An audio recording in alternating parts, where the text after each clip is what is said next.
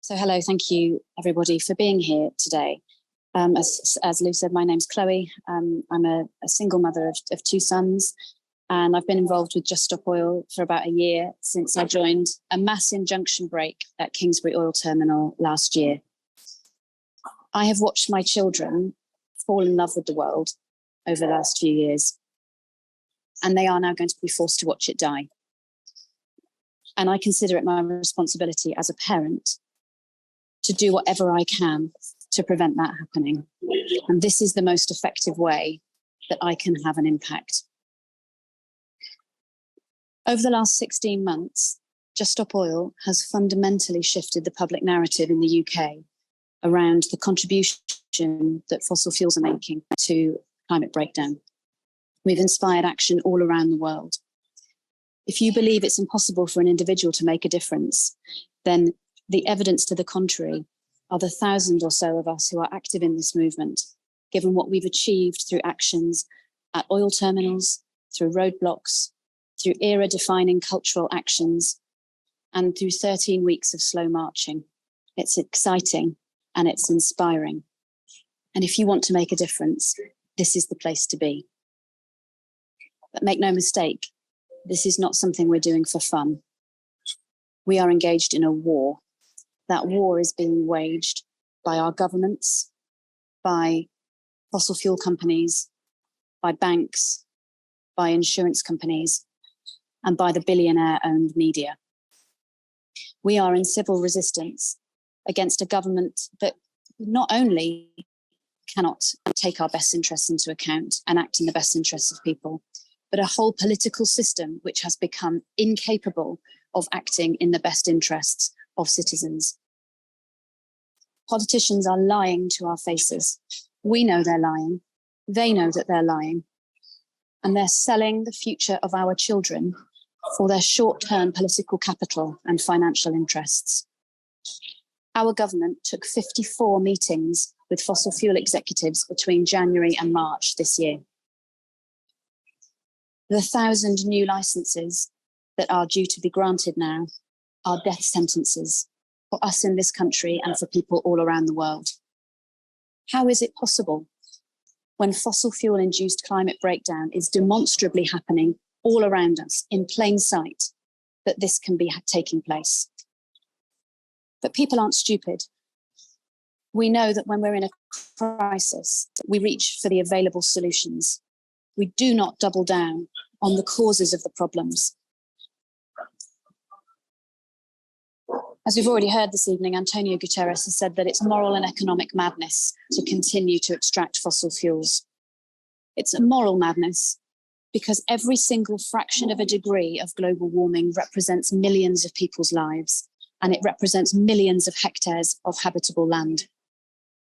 And it's economic madness because the action that is needed to transition would pay for itself within 6 years.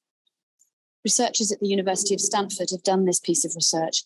They have calculated that it would cost $62 trillion US dollars to transition to a clean energy system, but that the savings in the cost of that energy would pay for itself within 6 years. And in fact, when you factor in the cost of the air pollution and the climate damage that is being done by fossil fuels, that transition would pay for itself within 1 year. It would also create 28 million jobs, and it would only require 1% of global landmass.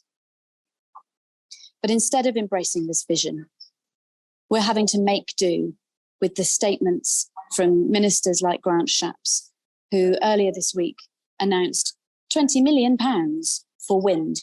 Wind power in this country, offshore wind, is currently suffering for a huge lack of investment. £20 million he's granted. When in 2021, we sent £236 million of taxpayers' money to the fossil fuel companies in subsidies every single week.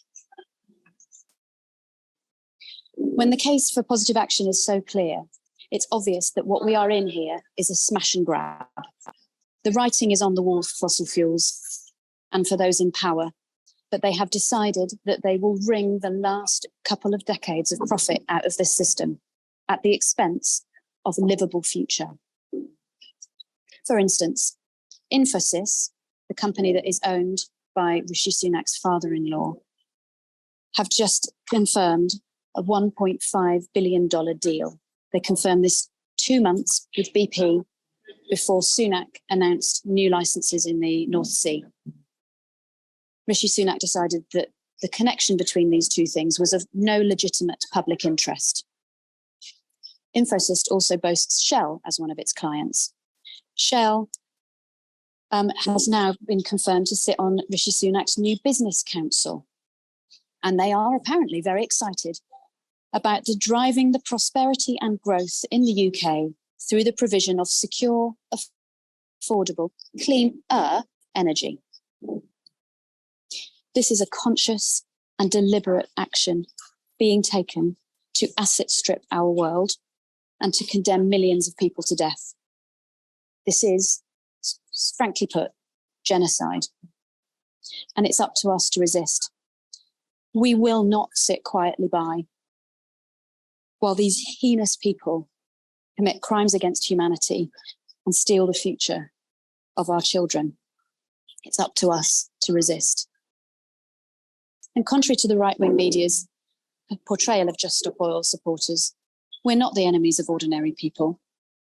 We are, in fact, ordinary people ourselves, social workers, GPs, teachers, plumbers, electricians, builders. We are your neighbours. Ordinary people, and especially those who are marginalised in any way, whether they are young or old, or disabled or sick, or because of their gender, because of their sexuality, or because of poverty. Ordinary people will always suffer first and worst from the climate crisis, both here and abroad. So it's up to us. It's up to us and those of us who have some privilege to use that privilege and to place our bodies on the machine until we stop it from working. And as frightening as that sounds, and I understand how frightening it is, the actions that I've taken, particularly those that led to me spending time in prison, are not ones I've taken lightly. This movement is full of amazing people whose courage calls to all of us. There are roles within this movement, roles within Just Stop Oil, which do not involve being on the front line. But every one of us needs to do what we can. And if every one of us was doing what we can, then think about what we could achieve. Where we are at now is the result of 16 months of action by around about 1,000 people. What could 10,000 people do? What could 1 million people do? This could be over by Christmas. Together we are more powerful than we realise. And I would encourage everyone in this call who's come here to find out what they can do and how they can get involved to please step in. You'll find a welcoming movement full of the very best of us. Not because we're all brilliant people, although obviously we are all brilliant people, but because this movement calls the very best parts of us. It calls the selfless and courageous parts of us. And as scary as some of the things that we're doing are, there's nothing more beautiful than being part of this community. And it is our responsibility and our privilege to resist at this crucial time.